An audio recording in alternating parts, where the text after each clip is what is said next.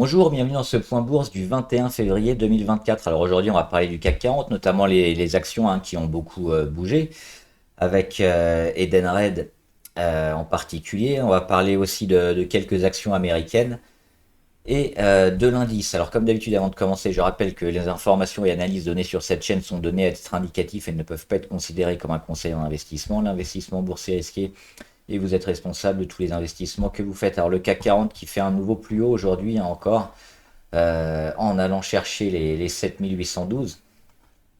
Mais on voit qu'on commence à se rapprocher, si on regarde les indicateurs, des 70. Les 70 au niveau du RSI, c'est quoi? C'est la zone de surachat. Donc quand on va passer au-dessus, c'est un peu une période de surachat, donc où la fin, généralement, est proche. On le voit sur les actions. Alors sur les indices, c'est encore plus fort parce que les indices ont moins vocation à être volatiles parce qu'elles sont pondérées avec différentes actions qui sont à la fois positives et négatives. Donc on a une volatilité un peu moindre, ce qui explique qu'on va moins souvent dans l'excès. On le voit quand on tape l'excès, que ce soit à la hausse ou à la baisse, généralement la fin est proche et on va vers un retournement beaucoup plus souvent et beaucoup plus fréquemment que sur les actions où quand on est dans le haut, une action elle va continuer généralement pendant quelques jours à monter sur les indices. C'est plutôt le début de la fin. On est à 69, donc moi mon scénario c'est toujours de la conso. On le voit, c'est toujours, on va gratter quelques points. C'est pas des gros chandeliers, c'est pas des centaines de points à chaque fois, c'est quelques points ou quelques dizaines de points supérieurs. Donc voilà, c'est demain où on aura probablement la suite et la fin avec les chiffres, notamment sur les PMI. Demain jeudi, entre 9h en 9h15 en France et 15h45 aux États-Unis, on va avoir toute une salve de chiffres sur l'économie, donc les PMI, à la fois manufacturiers et services. Et là, ça va donner le là, je pense, et peut-être la fin, ou alors des bonnes nouvelles, peut-être, c'est pas impossible, pour une continuation, mais on le voit, plus trop de catalyseurs, pas vraiment de dynamisme sur l'indice, sur le CAC 40 au niveau des volumes. C'est pas faible, mais c'est pas énorme non plus, c'est relativement moyen. Ce que nous montre le CAC 40. Alors on va regarder les grosses variations et notamment Edenred. Alors pourquoi Edenred a chuté? Il y a eu une enquête sur une possible fraude sur une partie de la division italienne d'Edenred. Donc les marchés ont un peu pris peur, ça a vendu énormément. Et moi, quand je vois ce genre de chandelier-là, alors on va zoomer pour le voir encore un peu mieux, on perd évidemment plus de 10%, on perd 11,46 et on est tombé, alors on va le prendre ici, hop, et on est tombé jusqu'à moins 15% et on remonte à moins 11. Alors première chose, déjà le chandelier il est dégueulasse, il est rouge, il est énorme, mais on voit ce qu'il fait, on voit comment ça rebondit. On a une mèche basse relativement importante, puisqu'on a gagné quasiment 4%. Donc en fin de séance, ça a été quand même racheté.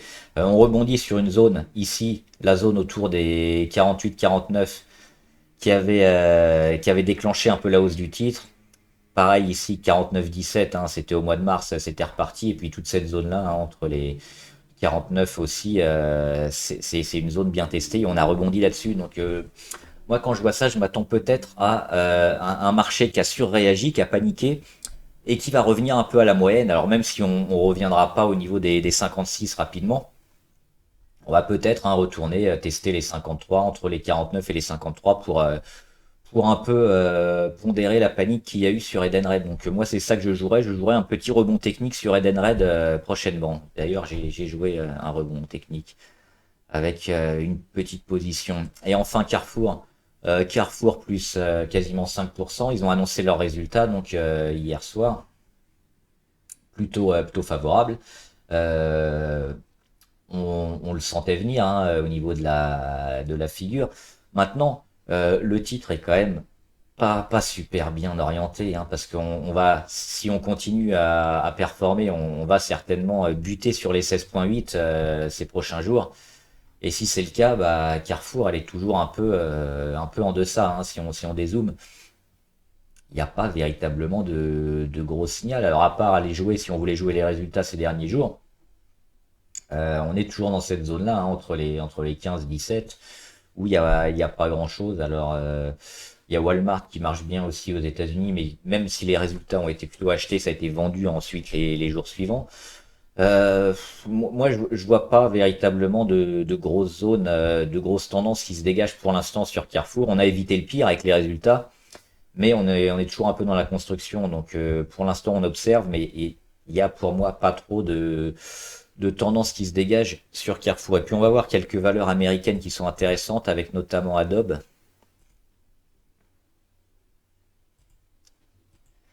Pourquoi Adobe? Parce qu'ils ont énormément chuté ces derniers jours. Résistance ici autour des 635, un petit M qu'on vient casser, hein, sur les 569. Derrière, on va chercher la moyenne à 200. On zoome. Début de réaction sur la moyenne à 200. On va peut-être pas s'arrêter là. On va peut-être un peu aussi aller dans l'excès et aller taper le support, hein, le support des 497. Là, ce serait plutôt intéressant, parce que Adobe aussi au niveau fondamental plutôt intéressant, hein. À chaque fois, il surperforme, il donne des chiffres meilleurs qu'annoncés et qu'espérés.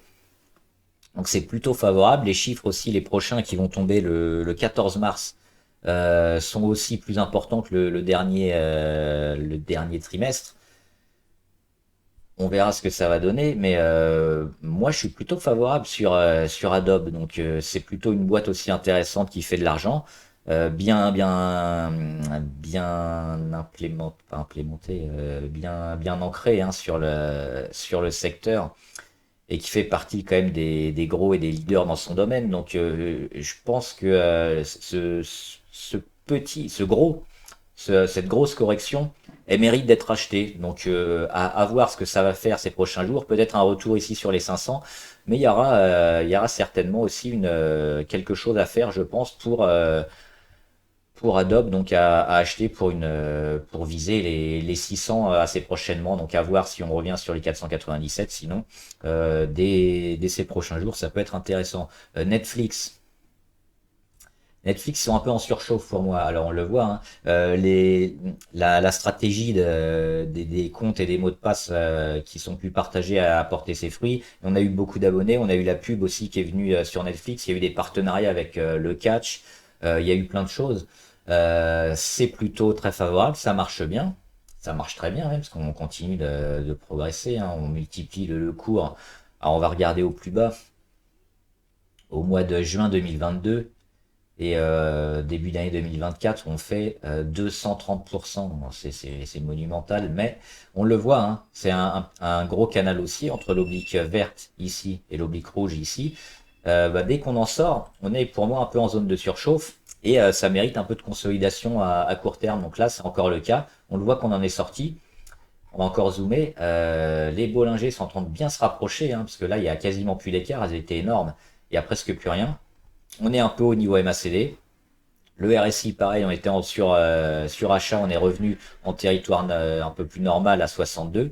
Pour moi, ça va réintégrer le canal et peut-être revenir ici au niveau des 500, voire moins. Donc si on est dessus, plutôt allégé, parce que ça mérite une consolidation, même si à long terme, ça reste probablement favorable. Nike, intéressant aussi, parce qu'il commence à... Alors il y a eu un gros gap assez décevant, hein.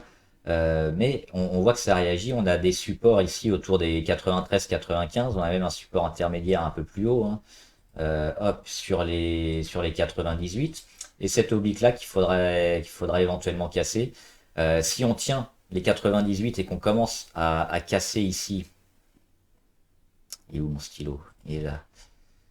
Et qu'on commence à casser les 105, 106, 107, 108, pour moi ce sera un signal d'achat sur Nike, donc éventuellement à surveiller et à acheter. Et enfin, on finit par Nvidia. Pas grand chose à dire sur Nvidia, mais il y a les résultats qui tombent ce soir après bourse. On le voit, il y en a beaucoup qui ont pris leurs bénéfices, hein. La montée, elle a été énorme sur Nvidia, donc on a préféré sécuriser les gains sur beaucoup de fonds et d'investisseurs. On n'est pas à l'abri d'avoir encore des gains qui explosent et qui soient achetés. On verra ça ce soir. En tout cas, au niveau indicateur, on s'attend peut-être plus à de la consolidation. Mais quand on a quand même ça, des actions qui surperforment, qui sont parties en exponentiel, il faut jamais omettre la possibilité qu'on soit encore dans le momentum et que ça continue. Donc ça reste risqué de jouer contre Nvidia à ce stade. Donc moi j'éviterais. Et éventuellement, pourquoi pas, sur une toute petite ligne, hein, jouer la spécu pour les résultats et aller de nouveau au-dessus des 750 ou des 800, c'est pas impossible. Par contre, les résultats qu'elle va donner et comment les marchés vont le traiter, ça va être intéressant pour tout ce qui est un peu technologique et la bulle de l'IA éventuellement. Ça commencera à nous donner peut-être des indices pour la suite. Donc on verra ça demain et toute cette semaine sur Nvidia et les technos. Voilà, j'espère que la vidéo vous a aidé. Dites-moi ce que vous en pensez dans les commentaires et puis les valeurs que vous voulez qu'on analyse. On en parlera ici en graphe ou en commentaire. Bon trade, à plus!